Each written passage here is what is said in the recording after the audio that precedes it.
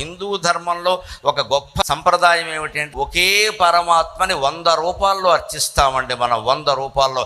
ఈ బహుళ ఆరాధన స్వేచ్ఛ హిందూ మతంలో మాత్రమే ఉంది. ఖచ్చితంగా మన ఇష్టం వచ్చిన గుడి కట్టుకుంటాం, మన ఇష్టం వచ్చినటువంటి దేవతను ఆరాధించుకుంటాం. మన కుల దేవతలు ఉన్నారు, గ్రామ దేవతలు ఉన్నారు, వారు కూడా పరమాత్మతో సమానమే. మీరు భక్తిగా నమస్కారం చేయాలి, కానీ భేదం ఏమీ లేదు. శాస్త్రాలు చదివిన వ్యక్తిగానే చెబుతున్నా.